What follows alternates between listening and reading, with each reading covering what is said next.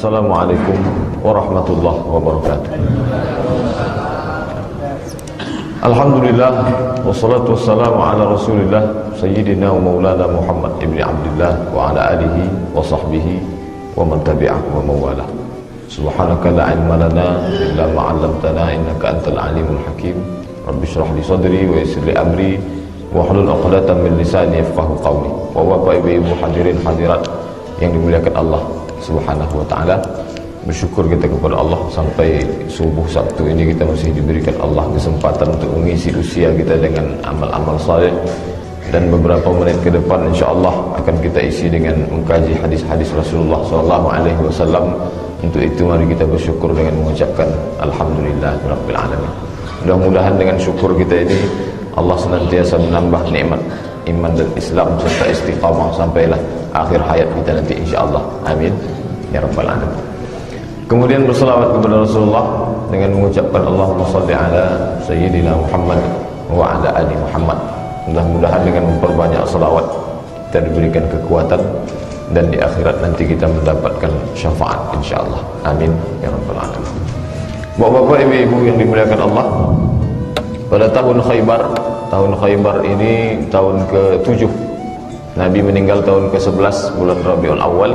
Lalu di tahun Khaybar tahun ke-7 datanglah seorang yang masih muda, umurnya 30 tahun, datangnya dari kampung bernama Daus di Yaman. Datang dia masuk Islam kepada Nabi SAW, mengisytiharkan, mengumumkan keislamannya, bersyahadat di hadapan Nabi, dan kemudian menetap tinggal di Madinah Al-Munawwarah. Nama aslinya Abdu Naham. Abdu artinya hamba, Naham artinya nama berhala. Mereka punya banyak Tuhan orang jahiliyah ni. Ada Lata, ada Uzza, ada Manat, ada Jibti, ada Taghut. Salah satunya adalah Naham. Abdu Naham jadi hamba Naham. Nama dia yang lain juga, karena orang Arab ni punya banyak nama. Nama yang lain Abdu Syams. Abdu artinya hamba, Syams artinya matahari. Abdu Syams, hamba matahari. Lalu ketika beliau masuk Islam, maka Nabi SAW tak hanya sekedar merubah isi yang ada di kepala seseorang ketika dia masuk Islam, tapi nama juga dirubah, karena nama adalah bagian dari doa kepada Allah Ta'ala. Oleh sebab itu namanya dirubah Nabi menjadi Abdurrahman. Nama bapaknya Sakhar, Abdurrahman bin Sakhar, karena kampungnya dari Daus, maka dipanggil dengan Abdurrahman bin Sakhar Ad-Dausi. Tapi karena beliau selalu membawa anak kucing, maka dia dipanggil Nabi ya Abahir, wahai orang yang selalu membawa-bawa kucing, ya Aba Hurairah. Itu kita kenal dengan Abu Hurairah radhiyallahu anhu. Beliau hidup bersama Nabi SAW.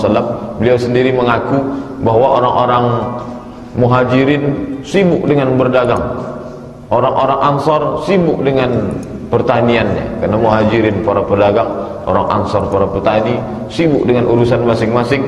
Sedangkan Abu Hurairah setelah dia masuk Islam, dia mengikuti Nabi SAW. Kemana pun Nabi dia ikut. Sampai suatu hari kata Nabi, man yabsut rida'ahu hatta aqdiya maqalati falam yansa ma sami'ahu minni abadan. Siapa yang mau membentangkan selendangnya sampai aku menyampaikan hadis ini, kata Nabi SAW, summa yaqbiduhu falam yansa ma sami'ahu minni, maka dia tak akan lupa apa yang pernah dia dengar dariku. Lalu yang pertama kali melakukan itu adalah Abu Hurairah radhiyallahu anhu. Maka Abu Hurairah membentangkan selendangnya sampai Nabi menyampaikan hadisnya. Setelah itu dia gulung kembali. Setelah itu Abu Hurairah mengaku, ma nasitu ma sami'tu min Nabi SAW. Saya tak pernah lupa apa yang pernah saya dengar dari Nabi SAW. Oleh sebab itu, walaupun beliau hidup dengan Nabi hanya lebih kurang 3 tahun, tapi riwayat yang paling banyak meriwayatkan hadis Nabi adalah Abu Hurairah. Di total semua riwayat yang sampai ke kita sekarang 5.374 hadis Nabi SAW dari Abu Hurairah, melebihi riwayat-riwayat dari sahabat Nabi yang lain. Sahabat dan tabi'in yang meriwayatkan meriwayatkan hadis dari Abi Hurairah lebih kurang 800 orang semua. Begitulah banyaknya hadis yang beliau riwayatkan, dan begitu pula lah banyaknya orang-orang yang meriwayatkan hadis dari Abu Hurairah radhiyallahu anhu. Beliau meninggal tahun 59 Hijrah dalam usia 78 tahun. Jadi lumayan tua, 78 tahun pada tahun 59 Hijrah.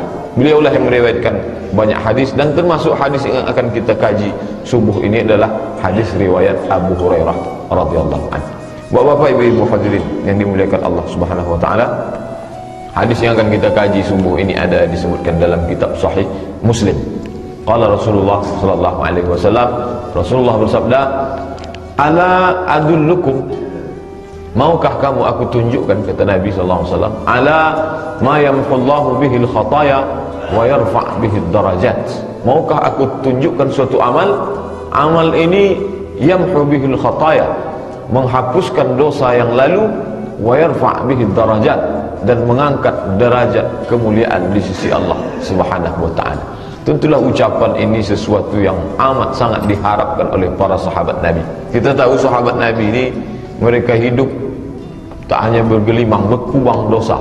Dari mulai menyembah berhala, Lata, Uzza, Manat, Hubal, Jibti, Taghut, Naham, menyembah benda-benda keramat, mengagungkan pohon besar, mengundi nasib, percaya kepada burung, percaya kepada peramal.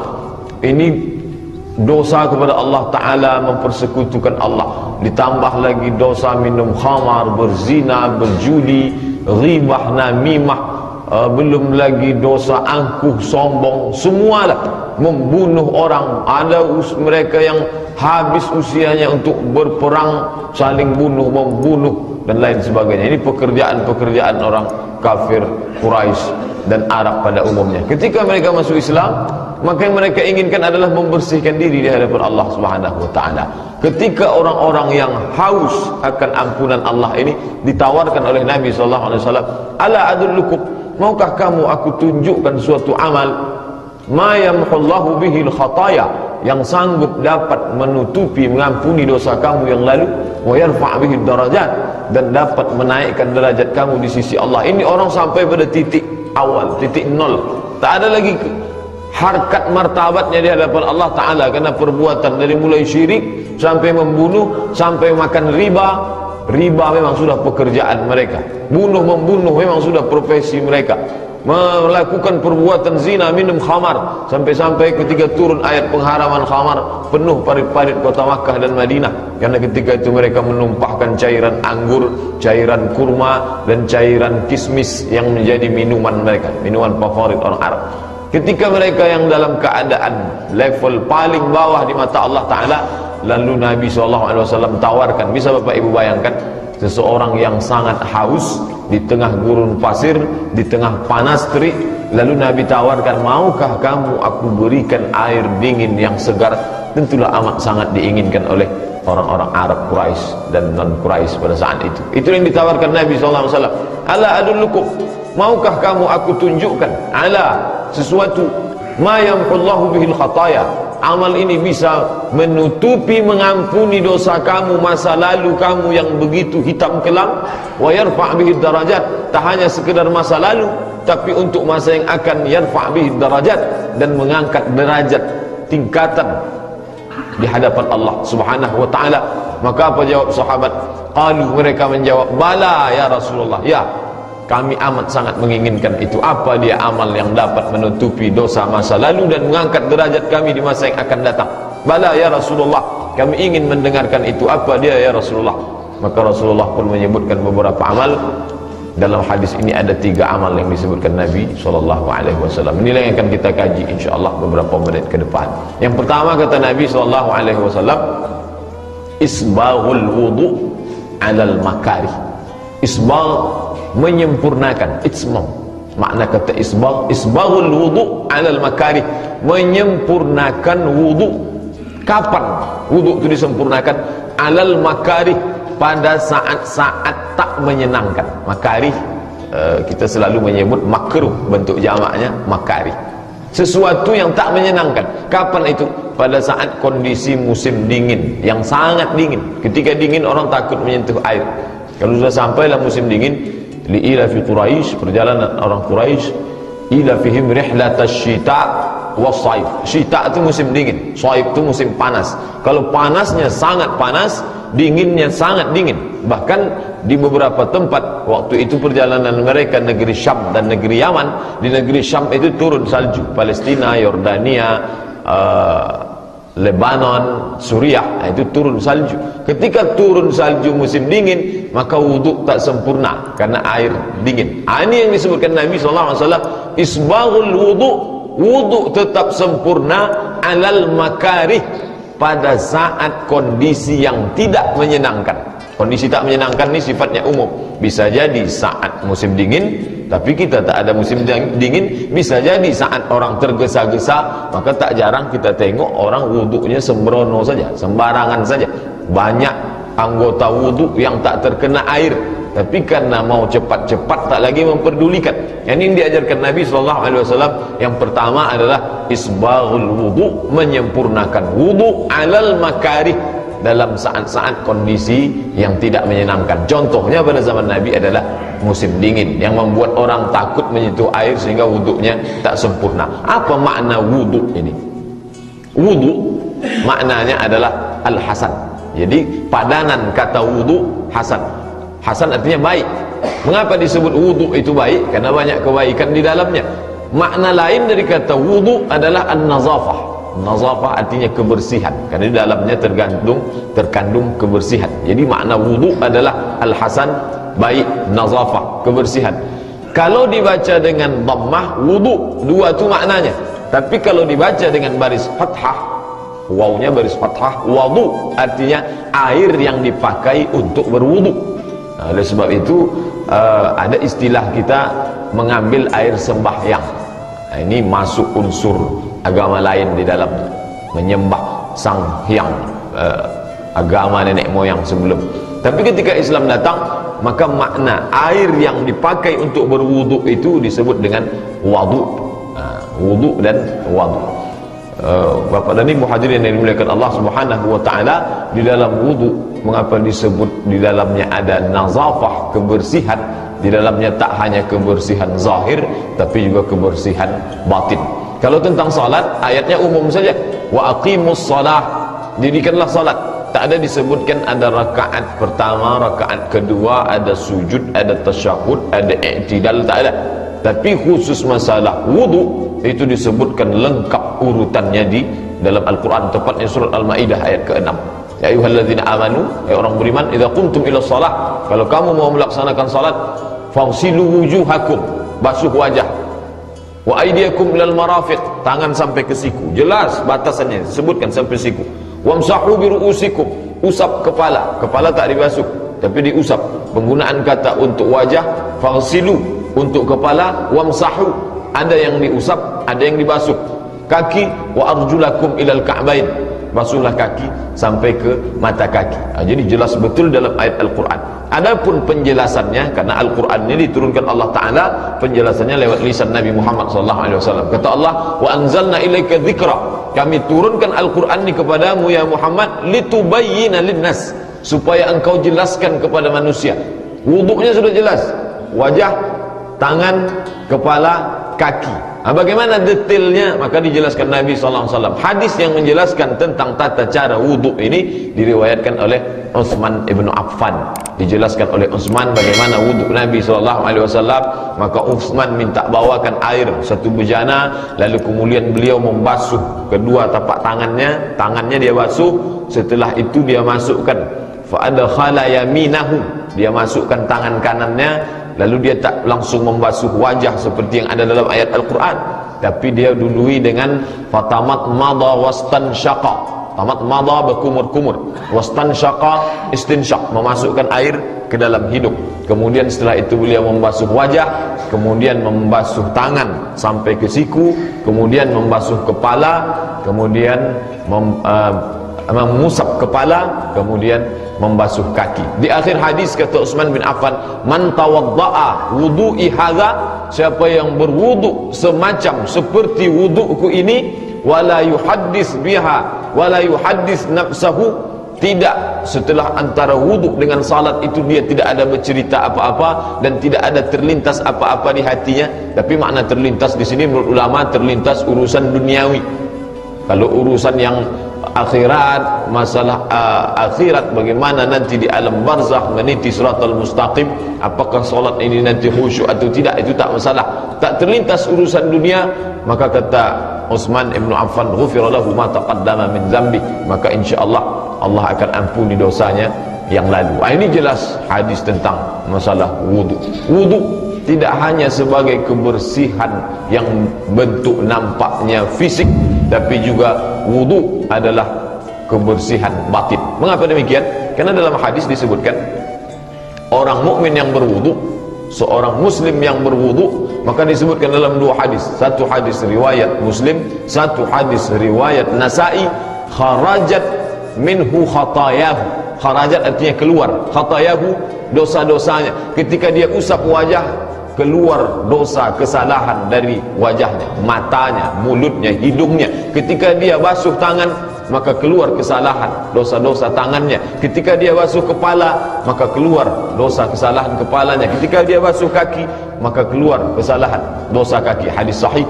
Oleh sebab itu ketika orang berwudu, maka sesungguhnya dia tidak sedang membersihkan bentuk fisik zahir, kotoran yang tampak saja, tapi juga dia sedang membersihkan penyakit, dosa, kesalahan batin yang tak tampak oleh mata, yang pernah dilakukan. Itulah makanya Nabi katakan, aku tunjukkan suatu amal kepada kamu, dapat menutupi, mengampuni dosa kamu yang lalu dan menaikkan derajat tingkatan kamu di sisi Allah Subhanahu wa ta'ala. Bapak dan Ibu yang dimuliakan Allah, seandainya Nabi Muhammad itu lahir di tepi sungai Nil, lalu ada ibadah dalam agama itu menggunakan banyak air, sampai yang wajibnya saja 5 kali satu hari, belum lagi kalau dia tambah ibadah sunat, belum lagi kalau dia solat duha, ditambah lagi solat tahajud, solat witir, solat tasbih, solat sunat isyraq, solat mutlak, qabliyah, ba'diyah. Ini membutuhkan amat sangat banyak air. Seandainya Nabi yang membawa Islam ini lahir di pinggir sungai Nil, kita tak berasa begitu heran. Tapi Nabi Muhammad SAW lahir di tanah suci Makkah, kemudian pindah ke Madinah, ke tempat yang sulit mendapatkan air. Orang yang paling kaya zaman Nabi itu adalah orang yang punya sumur, karena air waktu itu dijual mahal. Bahkan sampai sekarang pun di Arab Saudi air lebih mahal daripada bensin. Apa maknanya? Bahwa agama ini datang bukan dari produk lingkungan tempat tinggal Nabi SAW, tapi agama ini datang dari mana? Dia datang dari Allah Subhanahu wa ta'ala. Seandainya agama itu datang buatan seorang manusia bernama Muhammad yang tinggal di gurun pasir tandus, tak ada air, pastilah ibadah yang dia buat tak banyak menggunakan air. Tapi mengapa ibadah ini justru menggunakan air?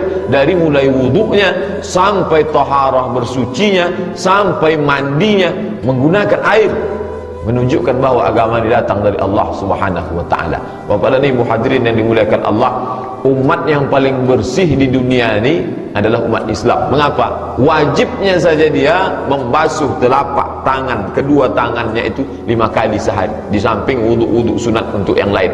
Apalagi kalau dia memang melazimkan diri untuk selalu dalam keadaan suci, maka dia akan selalu berwudu. Umat paling bersih itu adalah orang Islam menurut ibadah yang disyariatkan oleh Nabi Muhammad SAW. Tapi karena orang Islam ni kadang lebih percaya kepada orang lain daripada Nabi Muhammad SAW, lebih percaya kepada tuntunan yang lain, ajakan yang lain daripada ajakan Nabi Muhammad SAW.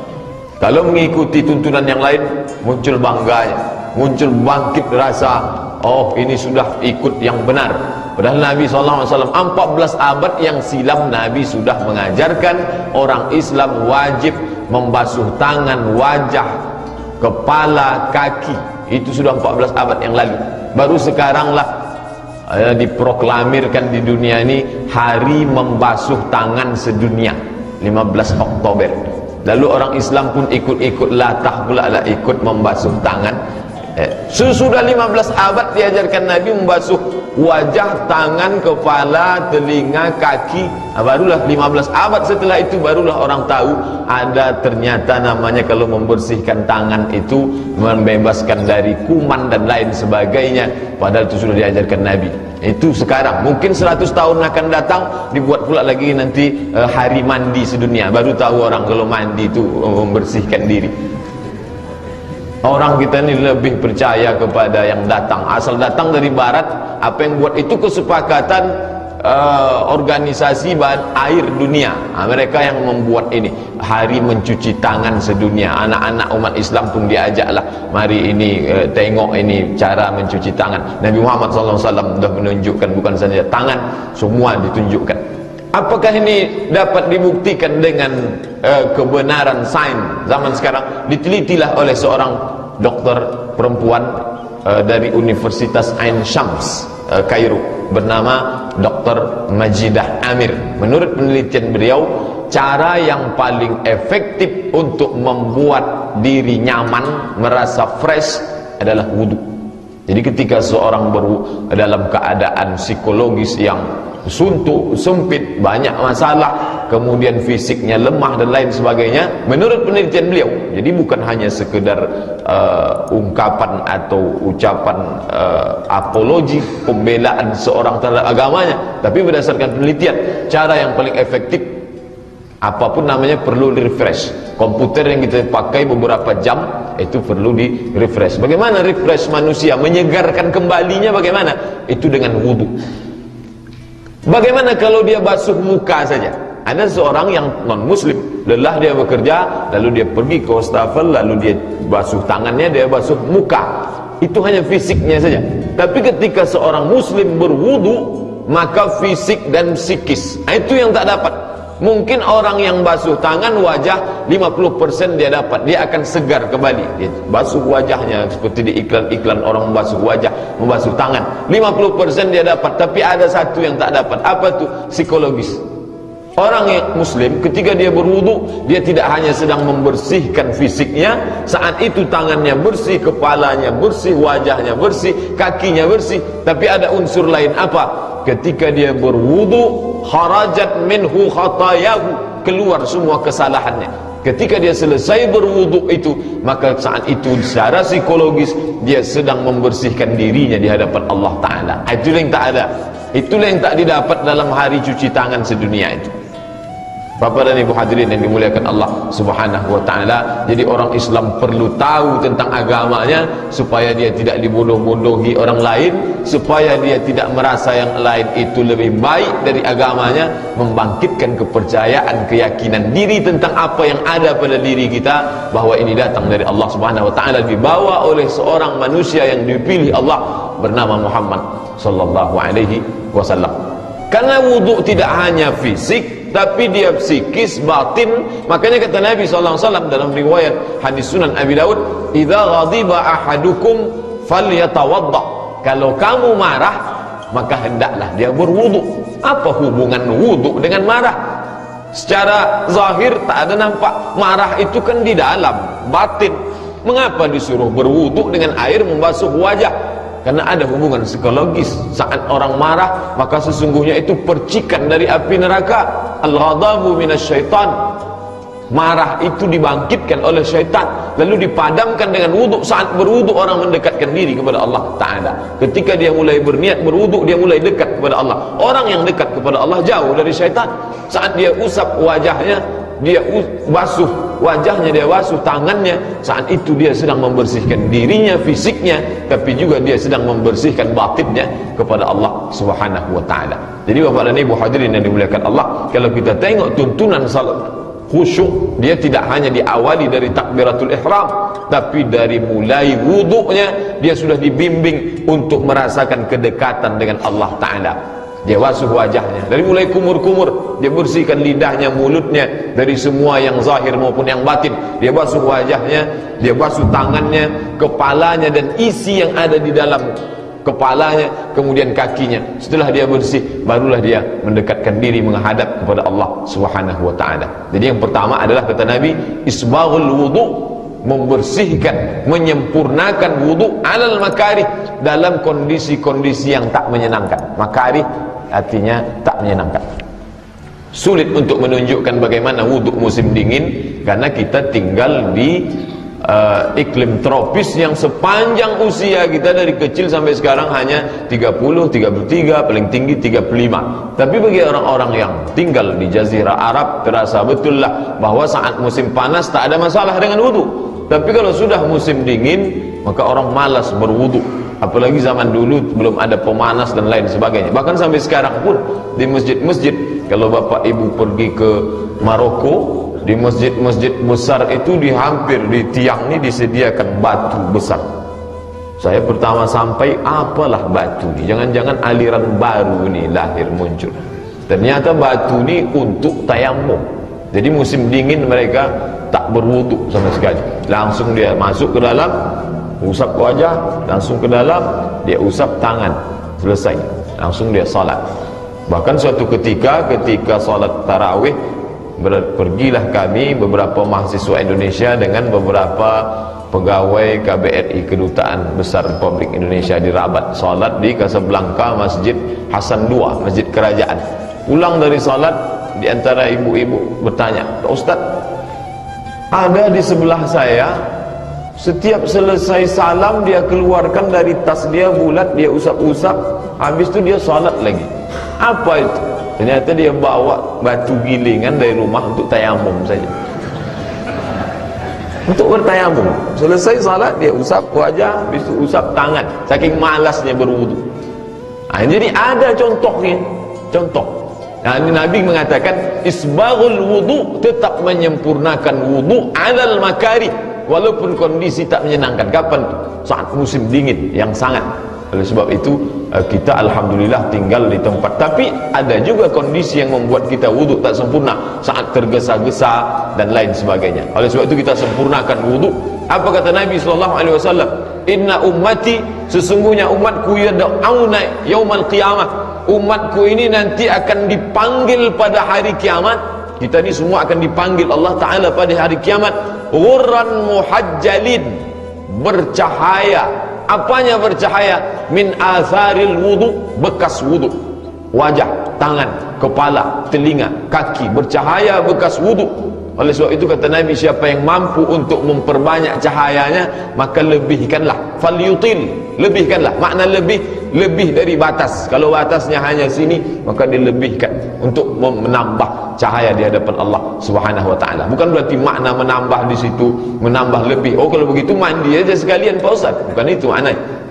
Supaya anggota wudhu yang sudah digariskan Allah, fagsilu wujuhakum, wajah, supaya sempurna, jangan sampai ada yang kurang. Karena wudhu ini adalah syarat sahnya salat. Andai wudhu tak sempurna, maka batallah salat.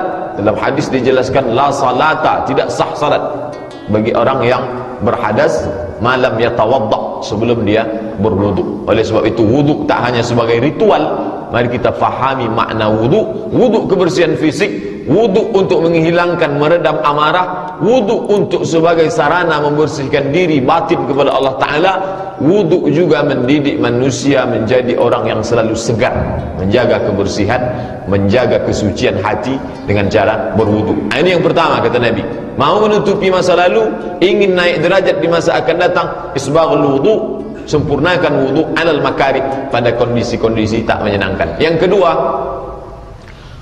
wa kasratul khuta ilal masajid. Kasratul khuta ilal masajid, memperbanyak langkah ke masjid.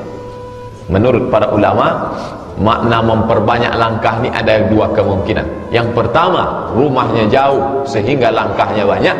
Yang kedua, bukan maknanya rumahnya jauh, selalu bolak-balik ke masjid dalam rangka melaksanakan salat berjamaah. Itu makna memperbanyak langkah ke masjid. Bagaimana praktiknya dalam kehidupan Nabi sallallahu alaihi wasallam? Mengapa disebutkan banyak langkah padahal saat itu mereka sudah punya kendaraan? Ada naik onta, ada naik keledai, ada naik biral. Biral ini lebih besar daripada keledai, lebih kecil daripada onta. Ini kendaraan mereka. Mengapa Nabi tak mengatakan datang ke masjid, selalu datang salat berjamaah? Mengapa disebutkan kata kasratul khuta, banyak langkah?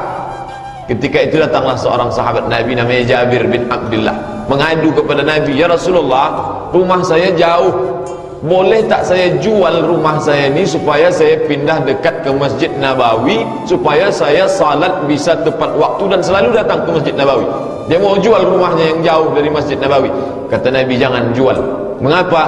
Inna likulli khutwatin, setiap langkahmu itu adalah menjadi naik derajatmu di hadapan Allah Subhanahu wa taala.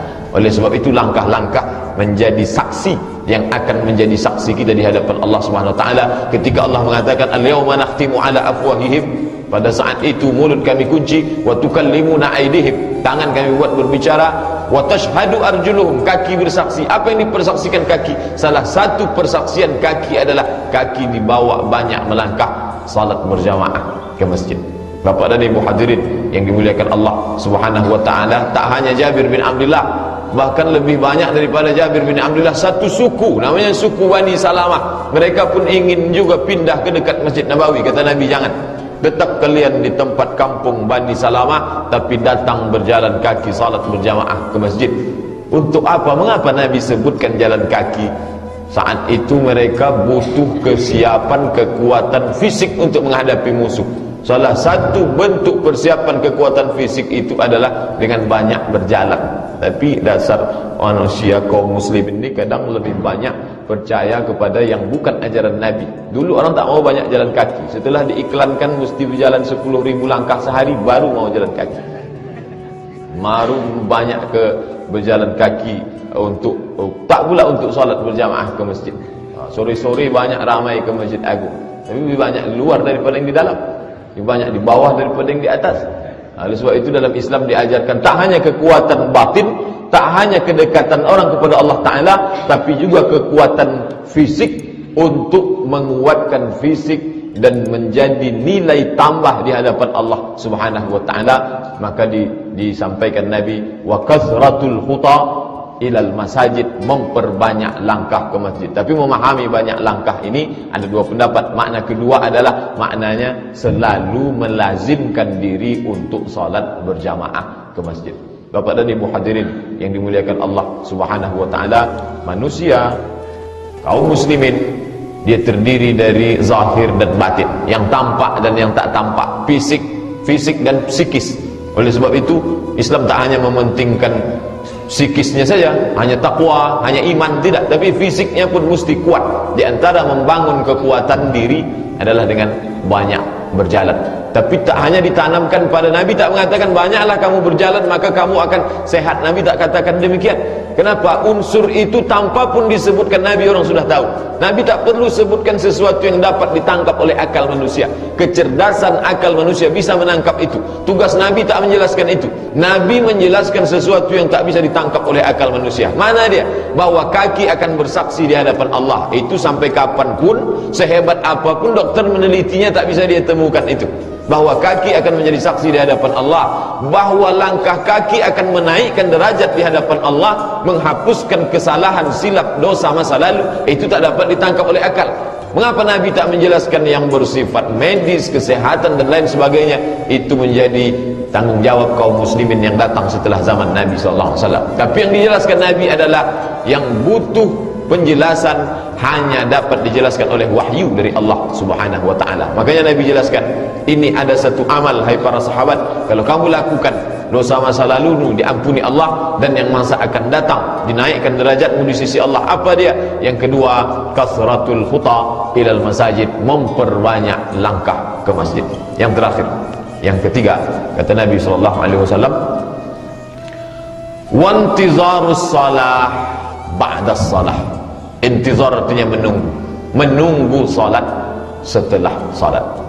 Mengapa bunyinya disuruh menunggu salat? Memang orang yang mendapatkan ampunan Allah terhadap dosa masa lalu, ditinggikan derajat masa akan datang, dia menunggu salat. Beberapa menit menjelang azan dia sudah duduk di dalam masjid, berzikir, membaca Al-Quran, bertasbih, bertakbir, bertahlil, bersalawat, mengagungkan Allah Ta'ala, memuhasabah diri, menunggu salat. Apa yang terjadi pada kita sekarang? Zaman Nabi dulu mereka salat yang dilakukan Nabi dan sahabat, salat itu juga yang kita lakukan sekarang. Apa bedanya? Mereka menunggu solat. Orang sekarang ditunggu solat. Kalau bolehlah solat tu bercakap, bisa dia berbicara, melambai sudah tangannya, sudah mau habis ini waktu, marilah salat. Tapi nantilah.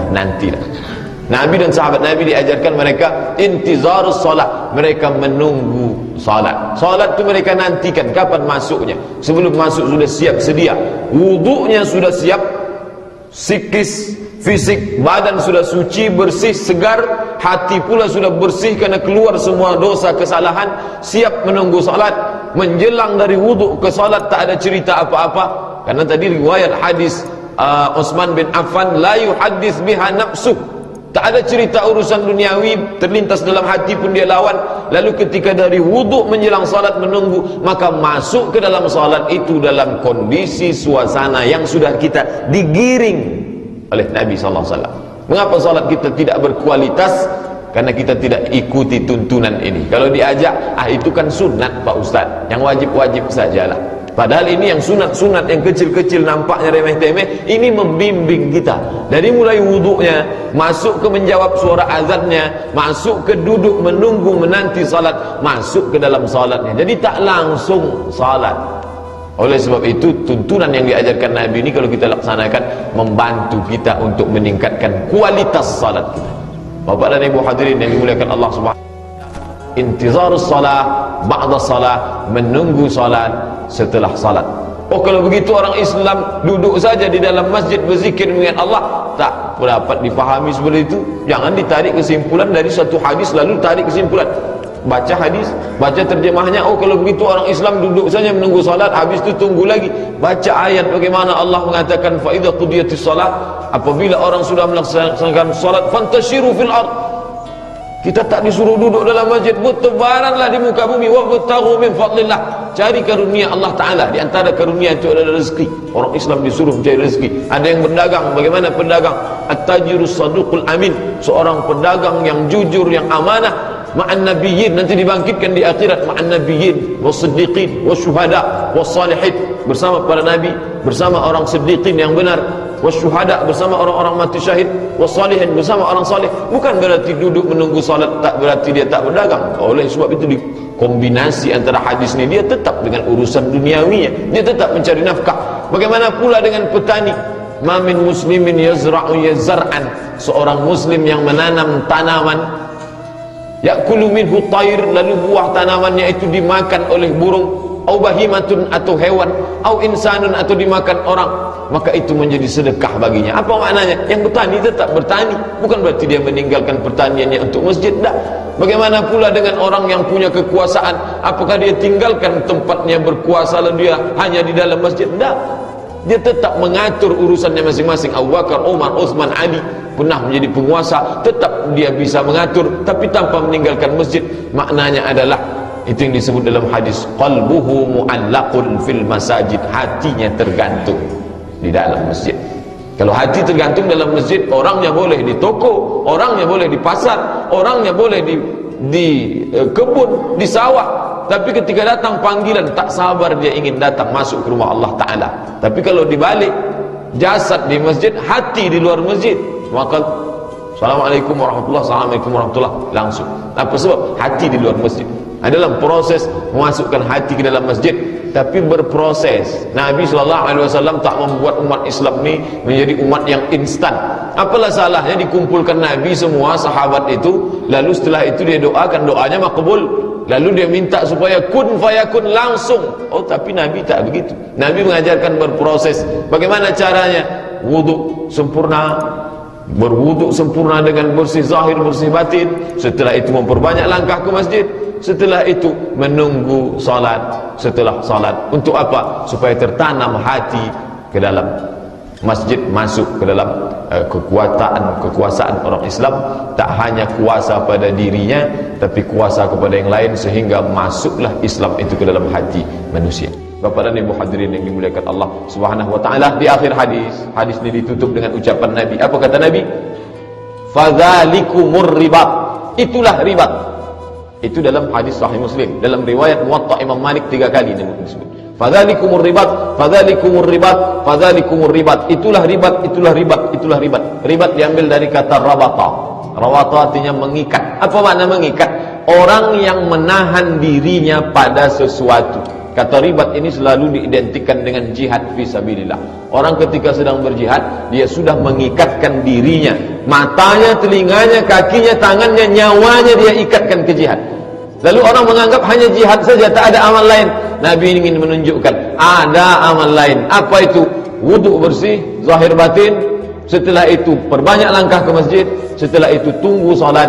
Fadzalikumur ribat. Itu ribat, kata Nabi SAW. Nabi ingin menunjukkan ada ribat, mengikat diri pada jihad, ada dalam bentuk lain, tak hanya pergi berjihad fisabilillah. Fadzalikumur ribat. Yang tiga ini pun kalau kamu laksanakan, dia sama seperti ribat. Kemudian makna ribat yang lain, dulu orang-orang Yahudi, orang Nasrani mengikat dirinya di satu tempat. Bukan berarti dia ikat pakai tali, tidak. Mengikat dirinya, dia tak pergi berdagang, dia tak pergi bertani, dia tak mengurus keluarga. Maka mengikat dirinya, tempat itu namanya saumah, jamaknya sawami. Dibangunkan tempat khusus untuk beribadah saja di dalamnya. Itulah kalau kita baca tentang orang-orang saleh, tentang orang-orang saleh di kalangan Bani Israel yang tak menikah, tak berkeluarga, tak berdagang, tak bertani, tak ada urusan dunia, kerjanya beribadah saja, mengikat diri di situ. Kata Nabi, tidak, itu bukan ajaran Islam. La rahbaniyata fil Islam. Tidak ada kerahiban dalam Islam, tak ada kependetaan dalam Islam. Dalam Islam manusia melakukan semua aktivitasnya seperti yang dicontohkan Nabi SAW. Lalu kalau kita mau mengikatkan diri dalam satu ibadah, bagaimana?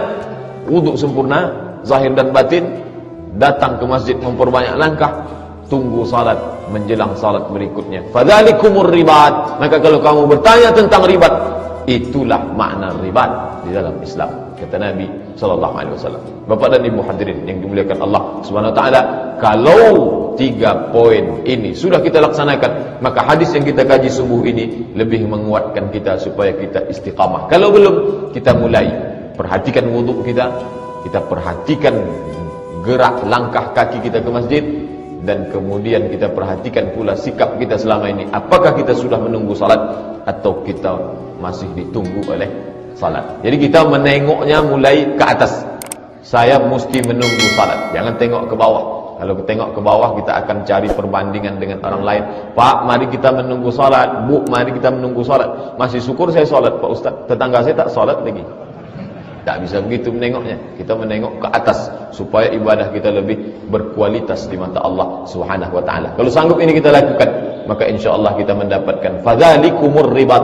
Itulah berarti kamu sudah mengikatkan diri pada ketaatan kepada Allah Subhanahu Wa Taala. Bapak dan Ibu hadirin yang dimuliakan Allah, itulah hadis singkat yang dapat kita kaji pada pagi hari ini. Mudah-mudahan bernilai ibadah, menguatkan istiqamah. Sebagaimana biasa, selanjutnya kita lanjutkan dengan tanya jawab, baik berkaitan dengan ini ataupun masalah-masalah lain. Terima kasih perhatian Bapak dan Ibu. Mohon maaf banyak kata tak berkenan. Aqulu qawli hadza astaghfirullah li wa lakum. Wassalamualaikum warahmatullahi wabarakatuh.